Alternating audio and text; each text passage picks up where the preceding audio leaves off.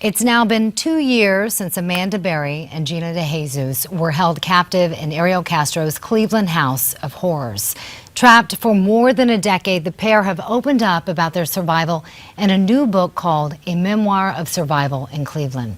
And we're very pleased to have with us today the co-authors of that memoir with us right now, Mary Jordan and Kevin Sullivan. Thank you both for joining us. Thank you. So Mary, I want to start with you. How did you come to meet these two survivors? I'm from the same zip code as Amanda Berry. People put us together and we clicked, and Amanda and Gina and Kevin and I sat down, and the beginning of hundreds of hours of talking about what happened over that decade in that house. Kevin, what drew you to them?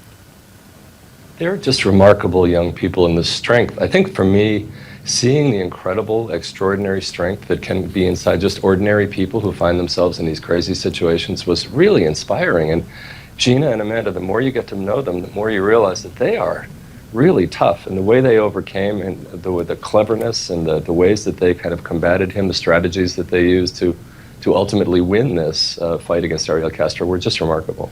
Mary, having grown up in the same zip code as one of the survivors, I can't even imagine. What was it like for you working on this book?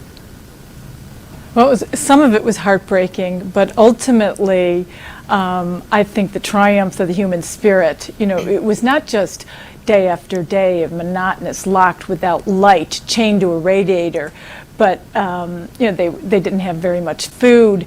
So I guess ultimately it was very inspiring to me about what you can get through.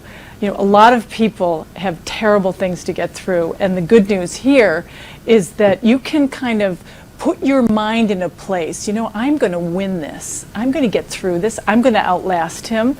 And now, they're still young. They were only 14 and 1 day shy of 17 when they went in. So now they're still in their 20s and a good life ahead of them. Kevin, what do you hope readers get from this book? I hope that people realize that this book is called Hope for a reason. I mean, it isn't just a litany of the terrible things that happened to them. It's an inspiration. You can look at these young women and you can think, first of all, I will never complain about my life again, because it can get a lot worse.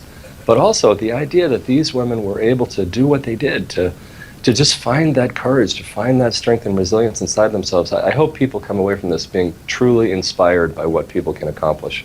I have to ask you, Mary, was there anything that surprised you that you didn't already know? I think the Russian roulette scene where Ariel Castro gave a 14-year-old Gina DeJesus a gun and said, "Will you play this game with me? I'm going to showed her the bullet, and said, if you let me pull the trigger at your head, I'll turn over the gun to you and you can see if you can kill me."